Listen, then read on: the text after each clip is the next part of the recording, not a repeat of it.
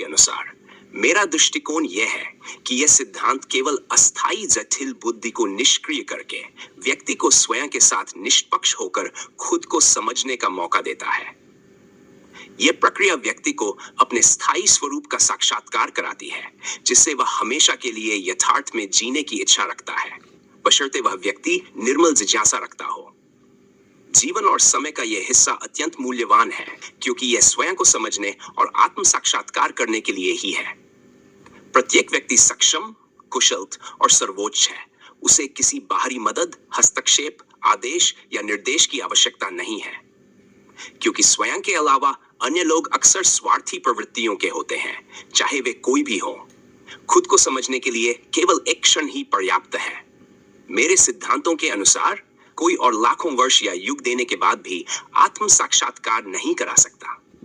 जब सभी लोग समान अस्थायी तत्वों और गुणों से प्रकृति के सर्वोच्च तंत्र से उत्पन्न हुए हैं, तो कोई भी न छोटा है और न बड़ा। कला, प्रतिभा और शिक्षा के आधार पर पद छोटा बड़ा हो सकता है, परंतु मूल रूप से सभी एक समान है। अस्थायी रूप से असीमित भौतिक सृष्टि भी प्रकृति के सर्वोच्च तंत्र का प्रत्यक्ष परिणाम है। इसमें न कोई अप्रत्यक्ष शक्ति है, न अदृश्य रहस्य, न गुप्त स्वर्ग, न नरक, न अमरलोक, न आत्मा और न परमात्मा। इसलिए जो भी सिद्धांत हमें इन चीजों का अस्तित्व बताते हैं, वे तर्क और तथ्य की कसौटी पर खरे नहीं उतरते। आज तक लोग अस्थायी जटिल बुद्धि के कारण भ्रमित हुए हैं, और कुछ चालाक लोग उन्हें अपने उपदेशों के माध्यम से शब्दों के जाल में बांधकर तर्क और तथ्य से दूर रखते हैं। सरल और निर्मल व्यक्तियों को अंधभक्तों में बदल दिया जाता है।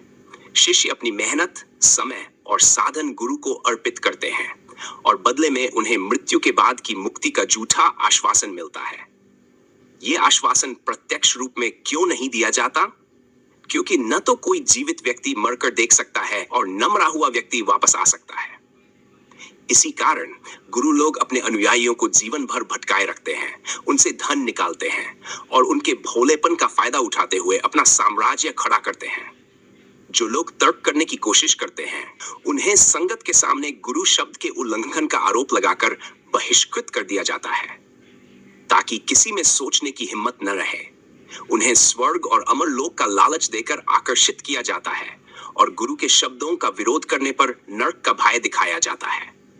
इस प्रकार की प्रणाली पीढ़ियों से चली आ रही है, जिसमें सच्चाई बहुत कम होती है। यथार्थ का अर्थ है जो कुछ भी हो रहा है उसे बिना हस्तक्षेप के समझना। यह अस्थायी जटिल बुद्धि को निष्क्रिय करके प्राप्त की जा सकती है।